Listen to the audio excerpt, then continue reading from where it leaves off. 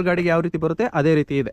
ಹಾಗೆಯೇ ಇಲ್ಲಿ ನೀವು ನೋಡ್ತಿರೋದು ಏನು ಅಂತಂದರೆ ರಿವರ್ಸ್ ಲೈಟು ಒಂದು ಸಿಗುತ್ತೆ, ಪ್ಲಸ್ ನಿಮಗೆ ರಿವರ್ಸ್ ಸೆನ್ಸರ್ ಕೂಡ ಸಿಗುತ್ತೆ. ಹಾಗೆಯೇ ಸ್ಟೆಪ್ನಿ ಕೂಡ ಹಿಂದೆನೇ ಇರುತ್ತೆ.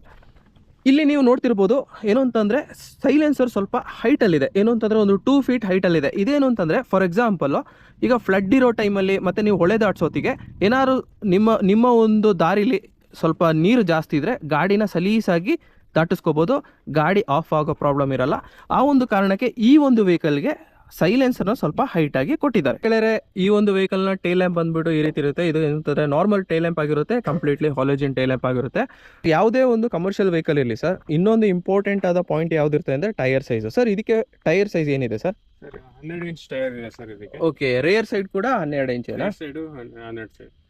ಹಾಗೇನೆ ಗೆಳೆಯರೆ ಈ ಒಂದು ವೆಹಿಕಲ್ನ ಸಸ್ಪೆನ್ಷನ್ ಸರ್, ಫ್ರಂಟಿಗೆ ಯಾವ ಸಸ್ಪೆನ್ಷನ್ ಬರುತ್ತೆ sir? Sir independent suspension sir. ಫ್ರಂಟಿಗೆ ಸ್ಪ್ರಿಂಗು, ಹಿಂದಕ್ಕೂ ಇಂಡಿಪೆಂಡೆಂಟ್ ಸಸ್ಪೆನ್ಷನ್, ಅದಕ್ಕೆ ಡ್ಯಾಂಪ್ನಿಂಗ್ ಕೊಟ್ಟಿದ್ದಾರೆ sir. Okay okay, extra load ಎಲ್ಲ ಇರುತ್ತೆ, ಅದಕ್ಕೆ ಡ್ಯಾಂಪ್ನಿಂಗ್ ಕೊಟ್ಟಿದ್ದಾರೆ.